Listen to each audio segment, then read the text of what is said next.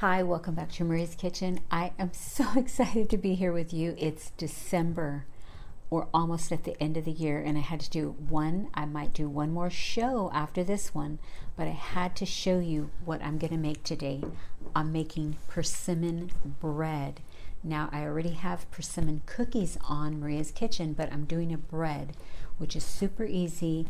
And this is the season where there is plenty of persimmons. It's the time of the year, so you've got to do this for your family and share it with family and friends because they're going to love it.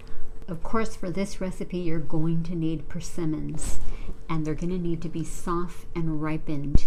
You're going to need to just cut around the sides here, and then this will lift right up, and then you'll get a spoon and scoop it out. It'll look like this. So you'll need 1 cup of persimmon pulp, and I actually muddled this with a muddler to get it smooth. So this is all I did. I just muddled it and got it really nice and smooth. So this is what you can do, or you don't have to do it, but I don't know, I thought of this, so I ordered this cool muddler. So I use this for a lot of things, so I would suggest getting one of these. Here are the ingredients. You're going to need vanilla. You need real vanilla, 2 teaspoons. You're going to need 1 teaspoon of baking soda. Of course, the 1 cup of pulp. You're going to need the 1/2 cup of canola oil or oil of your choice, 1 egg, 1 teaspoon of salt, 1 teaspoon of cinnamon powder, 1 teaspoon of pumpkin pie spice, and a 1/4 teaspoon of cloves. You're going to need 1 cup of sugar and 1 3/4 cup of all-purpose flour. Of course, I'm using an 8 by 8 inch square pan, and I sprayed it with avocado spray, and I've already greased it, and I'm going to set it aside. I'm going to go ahead and scoop out 1 cup of the pulp, and then we're going to put the 1 teaspoon of baking soda in the bowl and then stir it up, and we'll set it aside. And I think I have just enough, and I'll have extra to leave so that I can eat it with some yogurt. This is so good for you. It's so full of antioxidants. So full. Ooh, I barely had enough. I'm gonna put it in this bowl.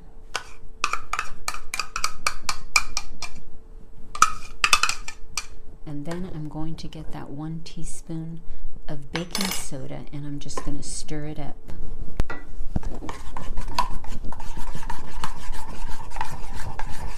Next thing you're going to do is put the egg into the 1 cup of sugar, and then you're going to put I'm just putting 2 capfuls, but it's 2 teaspoons. But you know what? I love vanilla so much. You already know that. So I'm putting it all in. I'm going to stir this around for a little bit. Actually, I'm just going to go ahead and put the 1/2 cup of oil in there, and it'll be easier to stir. So I'll be back after it's all stirred up. So it's combined just like this. Now all we're going to do, I have to tell you, this recipe is so easy, is we're going to add in the persimmon, and then we're going to mix it all up. You want to get all of it. I'm going to actually get a spatula so I can get it all. And then you're just going to keep mixing it together, and then we're going to do the dry ingredients. Look how pretty that color is. Oh, the orange, it's so beautiful. Okay, I'll be back to do the dry ingredients. Now I'm going to add 1 teaspoon of salt, and next we're going to add 1 teaspoon of pumpkin pie spice, 1 teaspoon of cinnamon, and a 1/4 teaspoon of cloves. Combine very well. Here it goes. Look how beautiful this looks. We're going to get all of this in here, and then we're just going to stir it to combine it. I had to come on before Christmas because you have to make this. This is a seasonal thing. These trees only produce in the winter, and my aunt gave me so many persimmons. I froze some, And I want you to know that this is so delicious, so full of vitamins. And actually, I don't know if you knew this, but the tree was actually started in China. For thousands of years, they have been having persimmons grow in their groves. And I don't know when they came to the United States, but we love them. I'm going to actually plant a tree this year if I can. But my aunt lives next door to Dan, a wonderful man that shares his every year with me. And I'm so thankful. And look at this. It's ready to put into the pan to bake. It's going to be baking for 35 minutes. But you've got to check it with a toothpick because it could be a little more, a little less, but it's at 350 degrees. Okay, we're all done, and I'm going to be ready to pour. It's all combined very well. Look at this. Beautiful.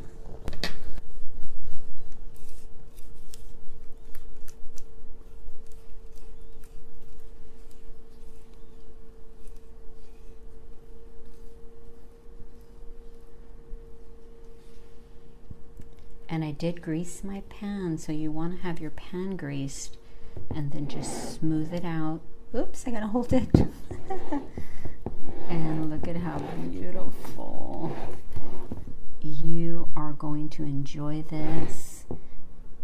And it's so full of antioxidants, vitamin C, K, A, full of fiber, minus the sugar.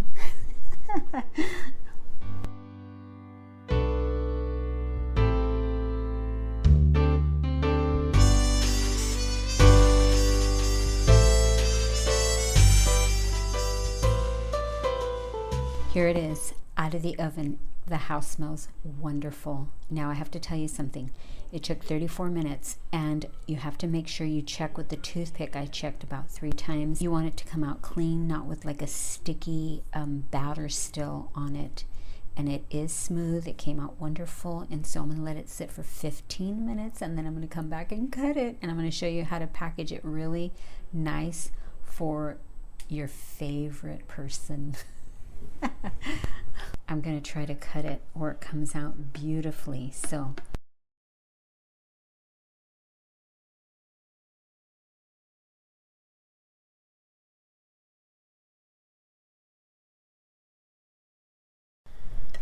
I almost waited 15 minutes. It probably wasn't, but I'm taking it out. Here it is. It's still piping hot. I couldn't wait the 15 minutes. There it is. I am showing you. I'm going to cut a piece. I'm going to eat this right now. Look at this. I'm going to bring it up close. Look at how beautiful. I'm going to cut it in a cube, and you'll see how I'm going to try it. Look at that. Nice and soft and moist. I'll be back.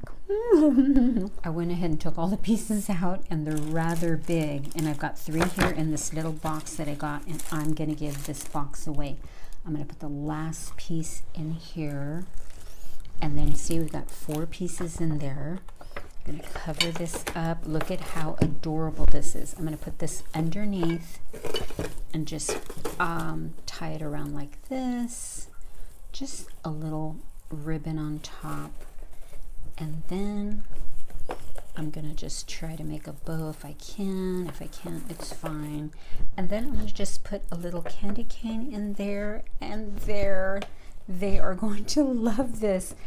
I will be right back with the scripture of the day, and you've got to make this. If you don't have any persimmons, get to somebody that has a tree. I actually have 7 packages in my freezer so that I can make it all year round. And I'll see you in a little bit. Here is the scripture of the day. I want to read Luke 2:21. He was named Jesus, the name given by the angel before he was conceived. Luke 1:31-32. You will conceive and give birth to a son, and you will name him Jesus. He will be great and will be called the Son of the Most High, and the Lord God will give him the throne of his father David. Jesus was born humbly in a manger, and he came as a servant. God clothed as a carpenter. He taught us how to love, to give ourselves freely, to follow the Father no matter what the cost. Many came to him repentant and broken, ready to be filled with his love and believing that he was the Messiah, God walking among men. Those whose hearts were cold turned against him, unable to know him. They sent him to die, but no stone could hold the Son of God. And on the third day he rose from the dead, conquering sin and death forever. I want you to know that Jesus is the reason for the season. He came for all humanity to save us from our sins. And I want to thank you so much for spending time with Maria's Kitchen. Remember, Jesus is the reason for the season. Bye. We'll see you next time.